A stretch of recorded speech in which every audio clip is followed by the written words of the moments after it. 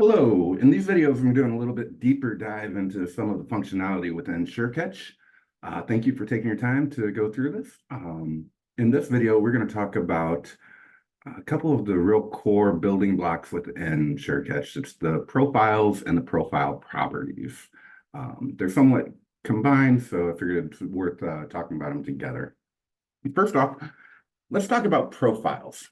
So profiles are, well, essentially what SureCatch is doing is it's generating a profile for each visitor. That way we're able to track behaviors that they've done on the site, any pages they've viewed, anything they've clicked, any activity that we want to be monitoring for. We can save all of that onto that one single profile. And when they come back to the same website, we continue to accumulate data onto that profile. The way we do that is through a hybrid of using a fingerprint technology and cookies. A lot of these systems will use cookies, and cookies are great. However, you can get around cookies. You can clear your cache. You can come on the incognito tab. There's any number of ways that a cookie could just expire. There's any number of ways that we would lose that profile. And then the next time they would come to visit, they would get a brand new profile. So it kind of loses a lot of that functionality unless that profile is persistent over time. And the way we do that is by combining in fingerprint technology as well. So the way that works is it's identifying quite a bit of factors on your PC, your IP, your settings, a lot of your plugins, anything that kind of makes your profile or your computer or your settings unique. And then it saves that as a fingerprint. So the next time you come in, you may have cleared your cache or your cookies may have expired.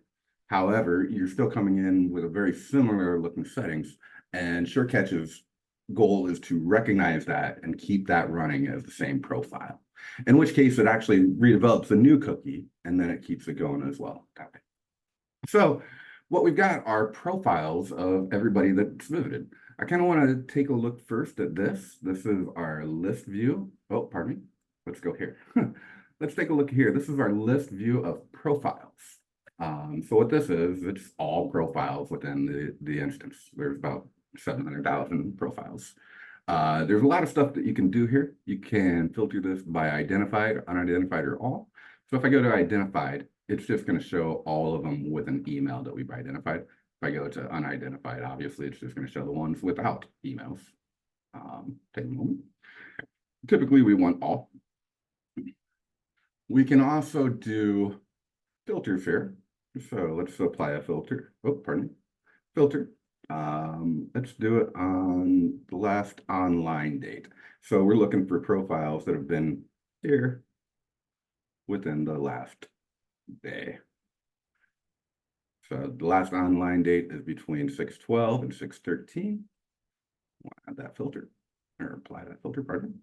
So these are the profiles that have been to the site in the last day. Kind of an interesting little setup. Let's clear that off. You can also just do a search, right? I could do it by Brian Meinders, staymates.com. This should come up with my profile.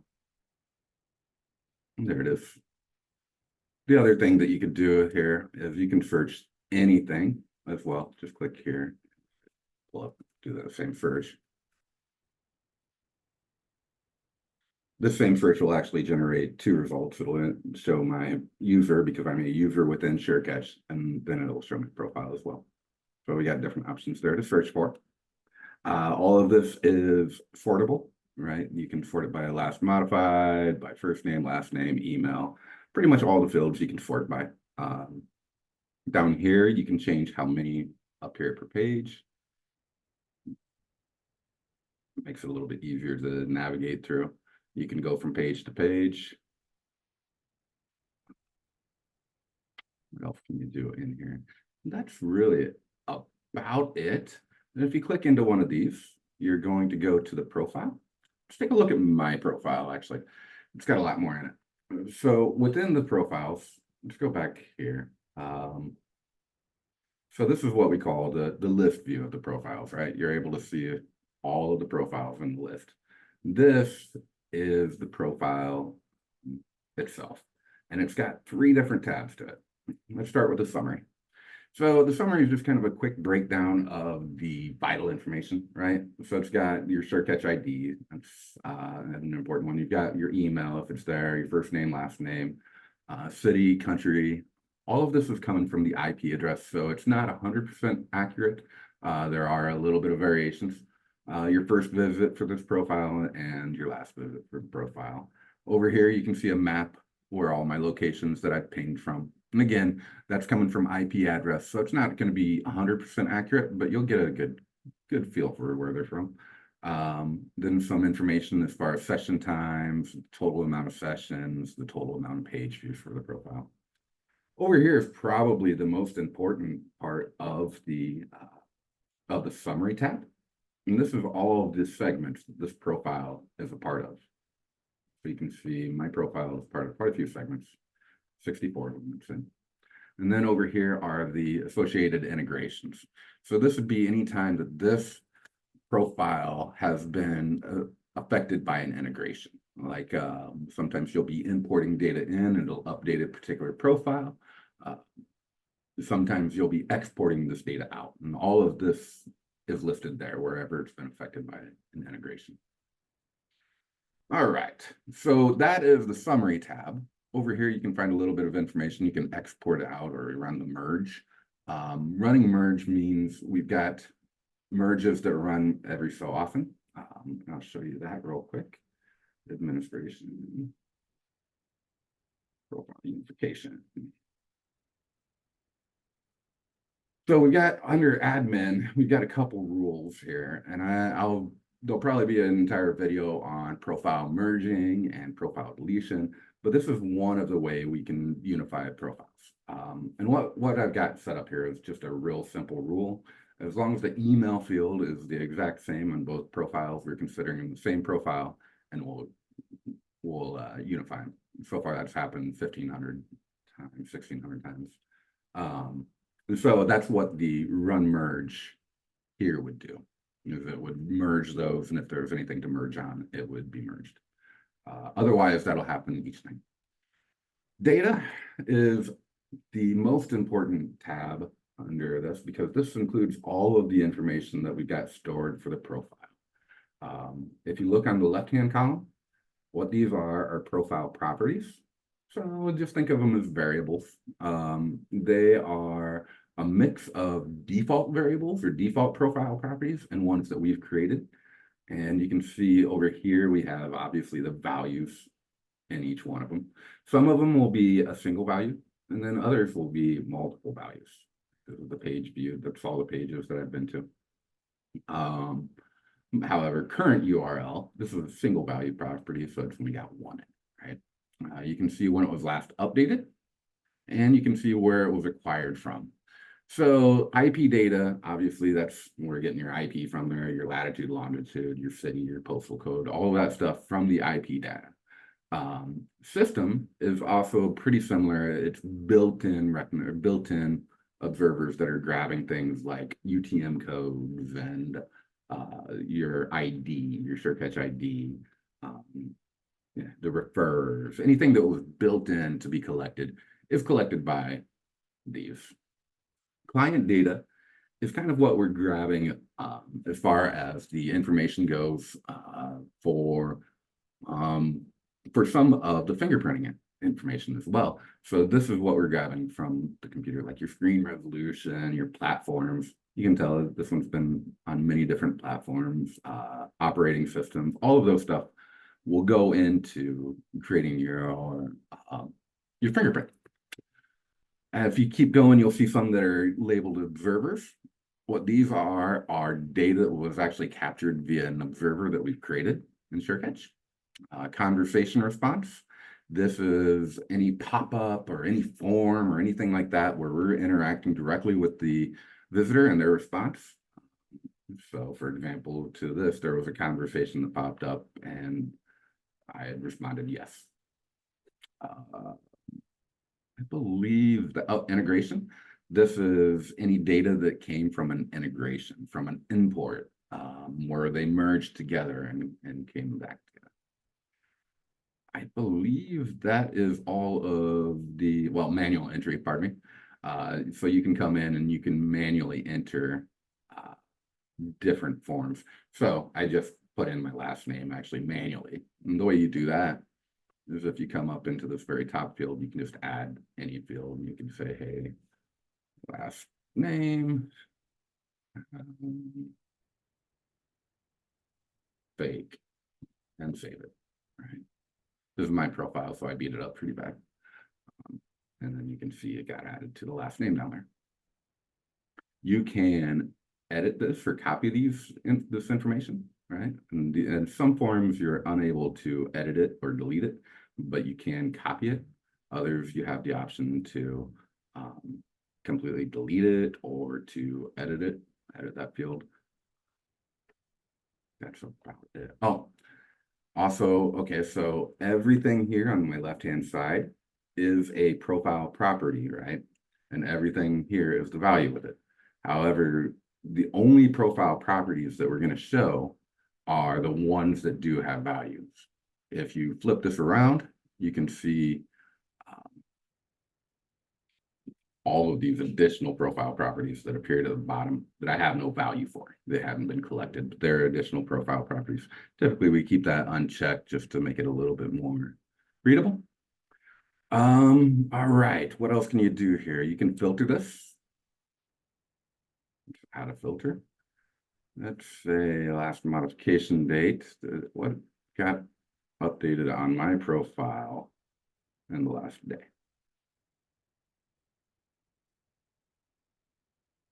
So you can see, I have obviously you just saw me edit my last name. Refers, every time you come to the site, you're going to get a new refers. Some other edits that have happened as far as my screen width and screen height, but that's all that's happened to this profile today. Let's clear that out. You can also do searches. So if I do email, this is going to show me everything where an email value is. And that's kind of handy. I believe that kind of tops out what all of this information is. If you go to the timeline, this is a pretty interesting one because what this is going to do is show all the events that this profile has occurred, right? We cover page views, observers triggered, conversations responded, generic event or custom event. So most of what we're going to see are page views and observers triggered. So here's a global observer. This happens on every page load. One of the rules got fired and it collected as, oh, pardon me. Yeah, you can click into that and actually see what the observer was that fired. So you can see rule 15 got a value of 1920. If you come into this, you can actually see what rule 15 is. It was set in the current screen width. So that makes sense. And that happens on each page load. Another observer was triggered. We can see that as on a page view. You can just kind of backtrack over everything that happened within this profile. And it comes to an end eventually, but you can keep loading it and loading it and loading it. And actually go all the way back to the entire history of this profile from when it was originated. So that's really it about profiles. You can see them, like I said, there's the summary tab, there's the data tab, and there's the timeline tab. The majority of the work is done on the data tab, just because you're looking at different values. So that's kind of what a profile is. So if I look here, let's go to profile properties now. So if a profile is a collection of profile properties, we have to create those profile properties to save in there, right? There comes with there's a default setting of probably 150 or so default system profile properties, but then you can see I've got 578. You can create any profile property for kind of anything you need. Before we get into that, let's talk about this. Again, this is the list view. So pretty similar to all the others. You can navigate to other pages. You can change the way it looks as far as how many appear on a page. You can filter, or pardon me, you can sort out most of this stuff.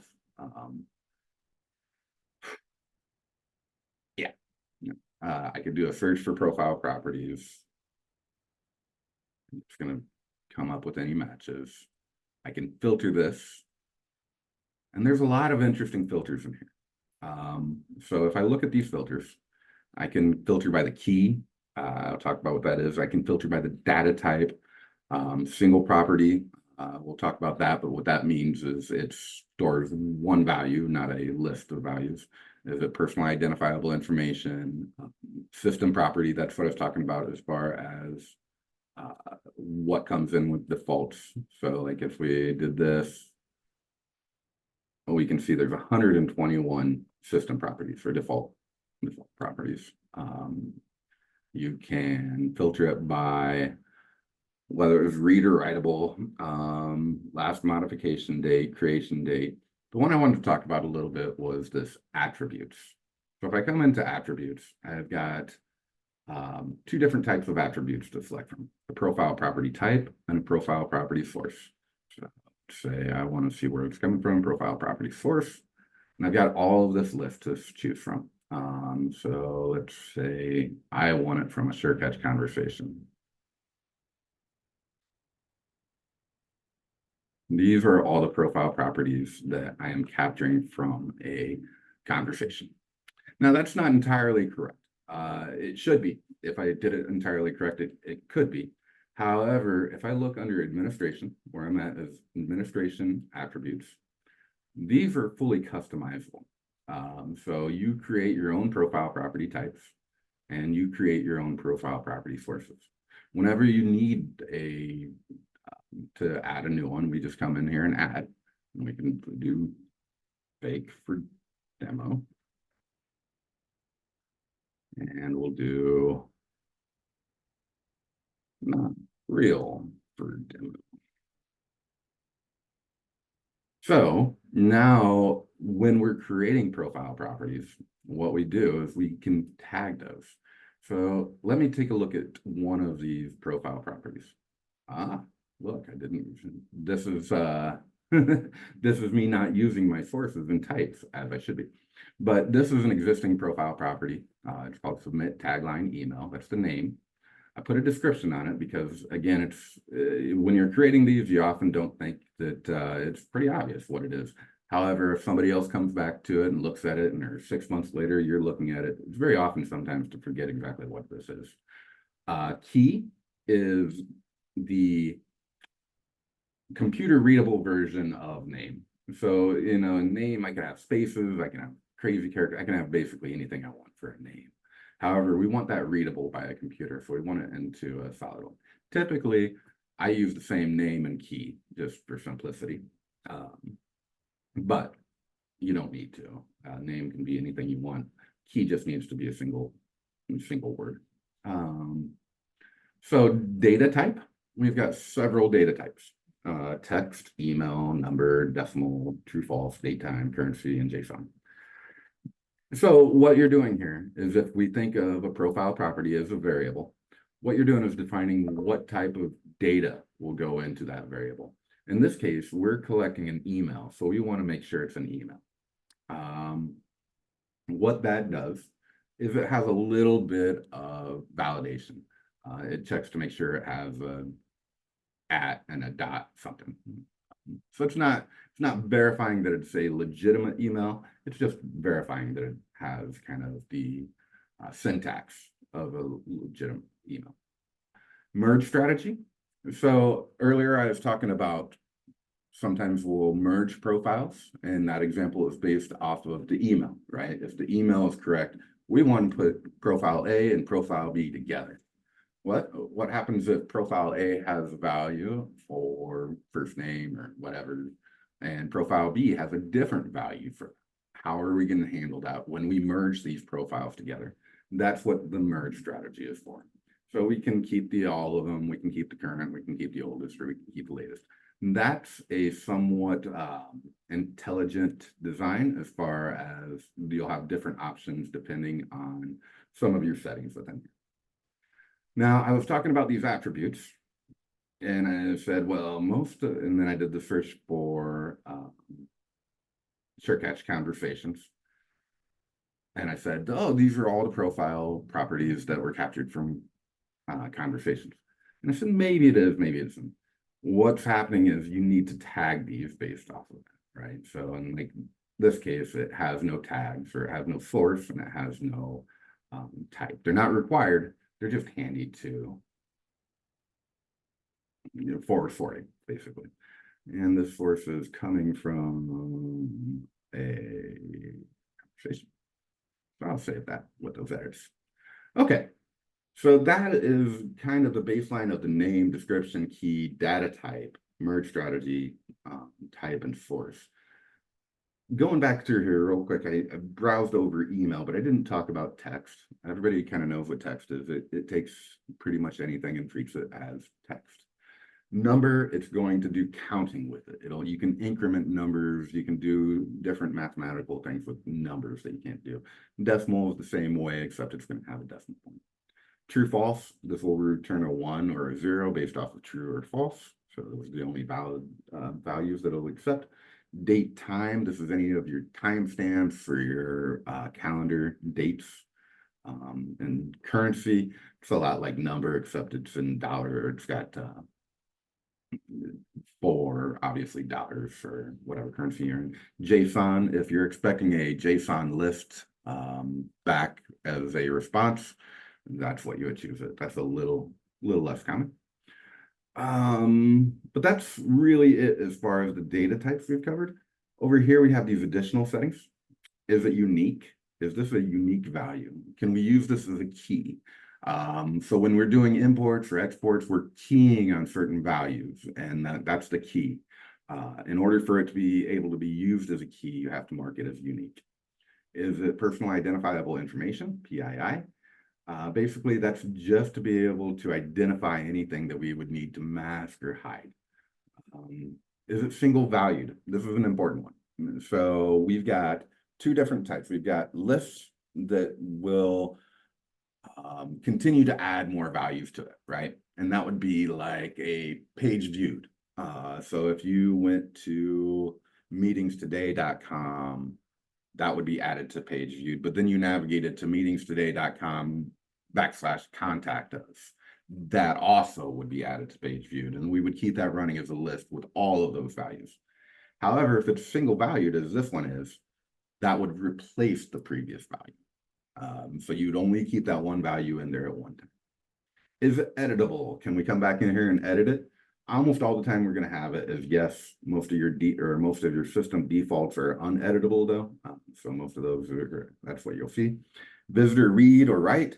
Can the visitor pull the information or update the information basically off of their behaviors? Almost all the time we're going to want those checked as well. So that's the basic premise of the profile properties. If we come in here, we only have the option to delete it, so there's not much going on with that. I wanted to take a look at this one because I kind of want to walk through how do we collect this information, right? What does it mean? We've created this submit tagline email profile property. What does it do? So if I look at this from my description, I'm saying this is the email captured from this page. If I look here, that is actually this page. So what it's saying is anytime somebody enters an email into this field, we are capturing that and saving it under, pardon me, I've already forgotten the name of it, submit tagline email. How do we do that? So we've got a couple of observers. This is getting a little bit deeper into observers than I want, but I just want to brush on these a little bit so you understand how we're capturing values into it. So this is, if they come into this page and they click submit, that's a weird submit button, by the way. If they click submit, what we've got here is an observer that captures all those values when they click submit.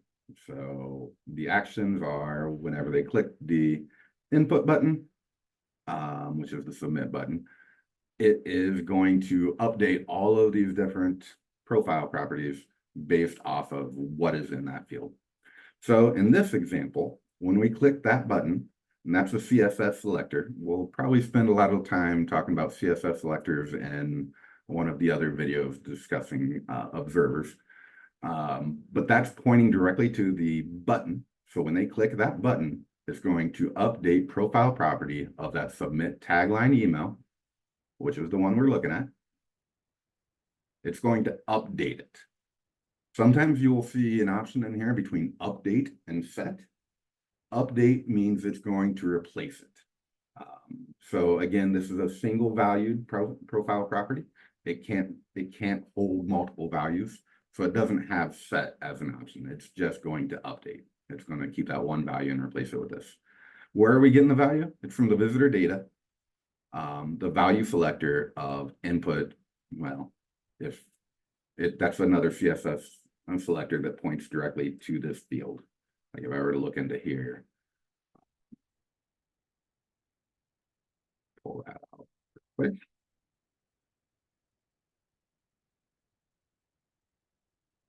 You can see within the dev tools that that is the selector for the button that we're looking at. I'm not 100% sure that caught in the video, or I apologize if not. Okay, so and then I kind of want to talk about this one as well. This is a similar observer, but instead of waiting for them to click submit, we're capturing it whenever they change it. So I've got two observers watching that one page. If they submit it, we're capturing all of them. If they change any of them, we're capturing them as they go. So in this case, on a change of that value, which was that value where they'd enter their email, whenever that changed, we're going to update the profile property of submit tagline email. Again, update it to the value that's found into that field. So what does that mean? Let's take a look at my profile. There it is. Submit tag. Oh, there we go. So you can see I've gone through this many times and just testing it and things like that. You can see the one that's getting filled right there. I've got fake email at gmail.com. If I come into this field again and I put in a new email, like my not real email at gmail.com, we have now changed the value in there from nothing to that my not real email at gmail.com. So that change should have triggered this observer to fire this, because we changed that value. So it's going to update the profile property off of what's in that value. So if I go back into my profiles and give it a refresh, and I look back for submit tag, and there's the value. It's been changed to that my not real email at gmail.com. So you can see how we're capturing them and where they're getting slid into the profiles as far as how to reference those. What else can we do with these? Oh, one quick thing I did want to kind of walk through as far as this is if we create a new profile property, we're starting from scratch. I'm just going to call this a fake one. Fake PP. Delete. Whoops. Delete when done. Now this, again, it can be the same. It just can't have a space. I'm going to call just a text one. Boom. Merge strategy, we would keep the latest, the most current one. Type. I don't want to fill this out because I'm just going to delete it. So that is all there is to creating this, right? They're real simple. You've got a couple little settings down here, but for the most part, those aren't going to change. You're going to keep them all the same. However, the reason I want to do that is a lot of the times you're going to want to be creating multiple profile properties at one time. Sometimes it's not that many, it's 4 or 5 of them because you're going to create an observer for a form and you want to capture all these fields. And then that's only a few of them. But sometimes it gets into multiples that you're trying to collect or trying to create. In that case, what we've got is a way to import in new profile properties. This is a lot simpler than one at a time typing out each one. And basically what this does is it creates a CSV file, you get an example, and then you just upload that CSV file and you have 50 or 60 profile properties in the drop of a hat. So that's a nice little feature that we added Um, a good example of that was I was doing tracking tags, right? Tracking all the different article tags on a different site. And there were a bunch of tags, and I wanted a profile property for each one of them. So I ended up having to create probably 80 or 90 different tag profile properties that we're incrementing each time. And rather than going through and doing one at a time and typing them all in, it's much simpler just to create that spreadsheet and then upload it. So really, that's kind of the core of profile properties and profiles. The way I like to think about it is the profile is the kind of the core of what we're doing at SureCatch. Everything gets stored in that profile. All of our end goals come about that profile, right? And then the profile properties are the building blocks that we use to create that profile in any way that we want. We can create any number of profile properties to track clicks, to track pages viewed, to track refers, to track anything that we need, right? We just need to create the profile property, and then we need to create the observer to put some data into that profile property, or a conversation can put profile. Any of those ways we're able to populate the data, but that's the real goal. Is those are the building blocks that create the overall profile. And then when we get into the real functionality of SureCatch, as far as creating conversations or pop-ups or having different observers act on different groups of people, those are the segments. And really, all of that functionality works on the segment level. We decide which segments that we're going to display these profiles for, or pardon me, that we're going to display this conversation for, or which segment of profiles we're going to export into higher logic as subscribers. Those profiles are where the action from SureCatch happens. So it's like a 3-stage block. We've got the profile properties, which are the kind of the building blocks that we create and build up a profile of this one individual. But we don't act on an individual within SureCatch. Very rarely are we trying to create a conversation that only appears for, Jane Smith. We want it to appear for a group of people, right? Like people of all females, perhaps, or however we want to classify that. But we want to do it by groups. And the way we get to those groups is through the profiles, and the way we get to the profiles is through the profile properties. I think that pretty much sums up our profiles and profile property discussion. If you have any questions, don't hesitate to reach out to us at Staymates. My name is Brian Meinders. Have a great day.